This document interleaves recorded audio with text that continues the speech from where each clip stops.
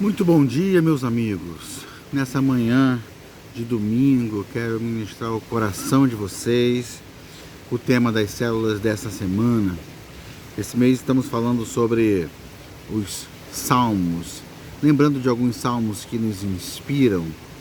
E hoje vamos falar do Salmo 126, o salmo que vai nos inspirar aí em nossas células nesta semana. Estou aqui direto de Guapimirim, né, para ministrar para vocês uma palavra hoje.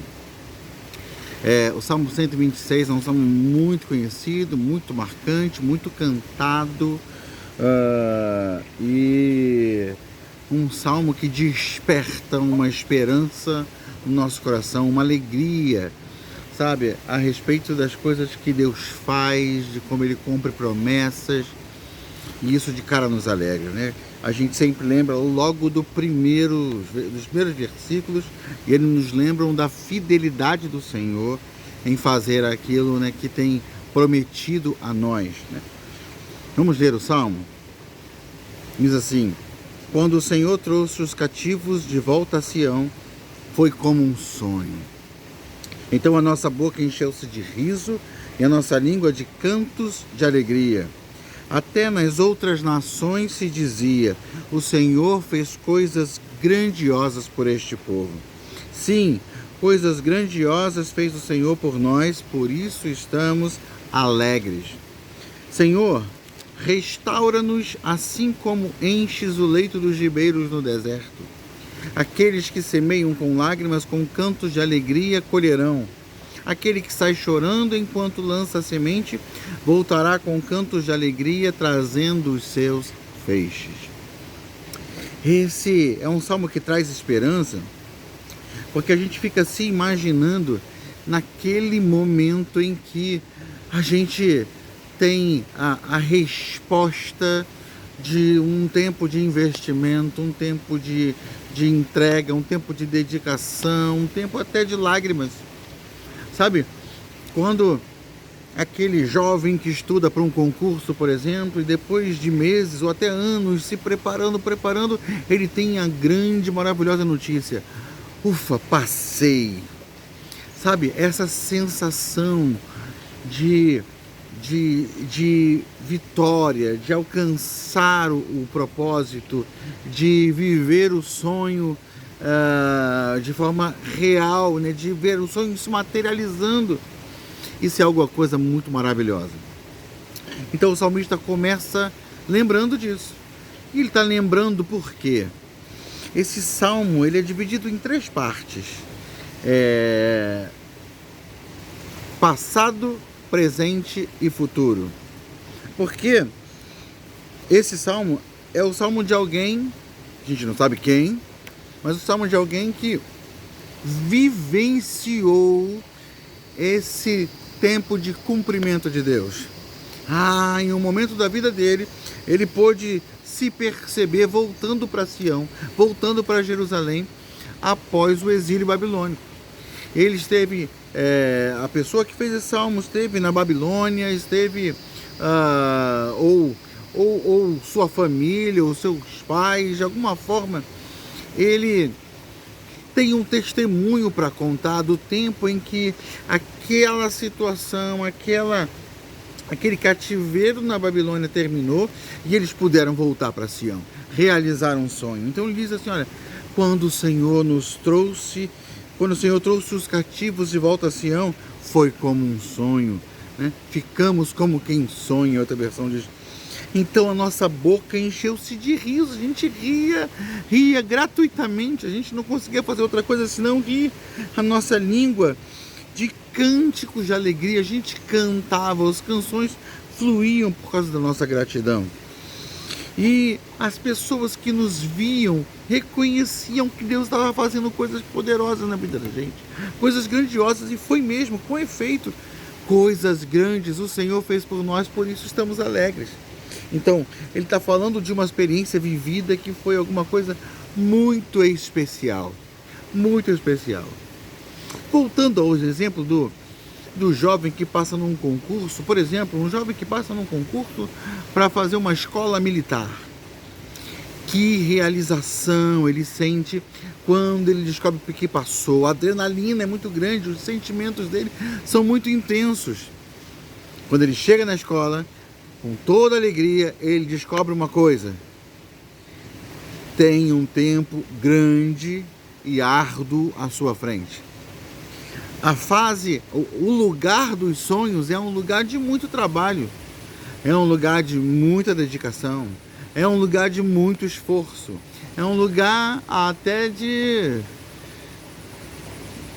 vamos dizer assim, eu ia usar a palavra angústia, né? Porque você está longe da família, porque você está mergulhado numa realidade nova para você, em que há tantas regras, enfim. Aquele é o sonho realizado, mas ainda é tempo de suar, ainda é tempo de se gastar. Então, o povo de Israel, ele chegou lá, o povo de Judá, né? Os israelitas também, mas o povo de Judá chegou lá em Jerusalém de novo, na realização daquele sonho. No entanto, tinha muito trabalho. Jerusalém estava destruída, o templo destruído, as coisas abandonadas. O povo que morava lá estava em miséria. Os vizinhos em volta não queriam que eles se levantassem novamente e armaram ciladas, situações, difamações. Olha, foi um momento de muita dificuldade. E o salmista, então, ele se lembra do cumprimento da promessa. E aí, dentro desse vale, desse deserto, desse tempo ainda de dificuldades, ele diz: restaura, Senhor, a nossa sorte, como as correntes do Negueb, né? Aqui nessa versão fala: restaura-nos, assim como enches o leito dos ribeiros no deserto. Restaura-nos. A gente está num tempo de bênção, num tempo de muito trabalho. Estamos cercados por desertos, por dificuldades, por limitações.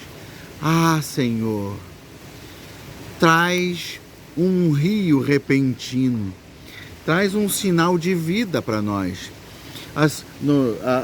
Lá no Negueb tem momentos em que um rio repentinamente nasce, resultado de chuvas em regiões mais altas. E aí vem do monte descendo aquele rio, e aí de repente, sem aviso, de forma inesperada, a água começa a vir e encher o leito de um rio ressecado. E de repente a vida volta àquele lugar, e o salmista está dizendo: Senhor, traz um refrigério, traz um renovo no meio desse deserto. A gente se lembra da alegria de ter voltado para cá.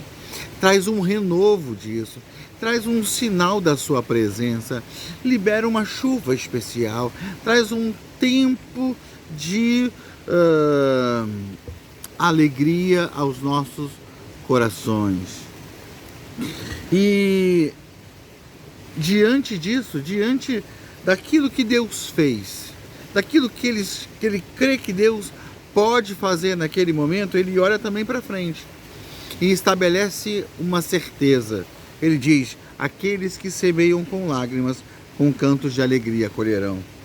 Ele tem o testemunho do que ele viveu, sabe? O povo passou lá 70 anos no cativeiro, havia oração e clamor pelo retorno para Jerusalém, e Deus cumpriu, Deus foi fiel à palavra que ele deu.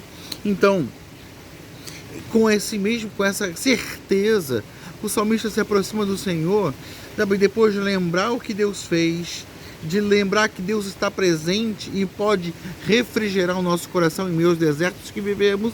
Ele tem uma certeza e declara essa certeza. Ele diz: olha, o tempo pode ser de lágrimas, mas haverá regozijo, haverá alegria. Que aqueles que semeiam com lágrimas, é o nosso momento hoje, com cantos de alegria colherão. Aquele que sai chorando enquanto lança semente, voltará com cantos de alegria, trazendo os seus feixes. Ele está dizendo para mim e para você: vale a pena confiar no Senhor. Vale a pena esperar no Senhor. Vale a pena descansar no Senhor. Vale a pena colocar o coração nas palavras e nas promessas do Senhor, porque Ele é fiel. A gente está aqui porque Ele cumpriu sua palavra. Houve canto, riso e alegria. Hoje há limitações e dificuldades, sim. Então Deus, no meio desse período, nos refrigera, nos renova, nos alegra. Mas, independente do que aconteça, tenho certeza que pode haver choro, pode haver dor e angústia nesse momento, mas haverá alegria no futuro. A época da colheita virá e será em grande alegria, em grande festa. Então esse salmo nos dá um testemunho de confiança no Senhor. Esse salmo revela para a gente que a gente não vive só com o que os nossos olhos veem hoje. A gente tem uma esperança que é alimentada pela nossa experiência com Deus. Exatamente o que Paulo fala em Romanos 5, ele fala assim: eu me glorio nas tribulações porque elas produzem perseverança. A perseverança, por sua vez, produz experiência. No caso da NVI, fala um caráter aprovado, né? A gente vai sendo moldado pelas tribulações. Então a tribulação produz perseverança. A perseverança produz um caráter aprovado ou experiência. Nós ficamos experimentados. E essa experiência, esse caráter aprovado, produz a esperança. E a esperança não desaponta, porque o amor de Deus está derramado em nossos corações. Então, a gente tem esperança também com base naquilo que já vivemos com o Senhor, naquilo que já experimentamos na caminhada com Ele. Então, assim, a gente pode olhar para frente e saber que as lágrimas de hoje não nos definem. As lágrimas e angústias que estamos vivendo hoje não são o fim da nossa história. Elas não definem a nossa vida. O que define a nossa vida é a palavra de Deus. E Deus tem nos dado promessas de graça, de vitória, de mudança, de multiplicação, de prosperidade. Então, nós retomamos nossa força, recobramos nossas forças e continuamos seguindo à frente, seguindo adiante, olhando para Ele, autor e consumador da nossa fé, não nos deixando abater nem abalar, porque sabemos que Ele tem cuidado de nós. Amém, meu querido? Então,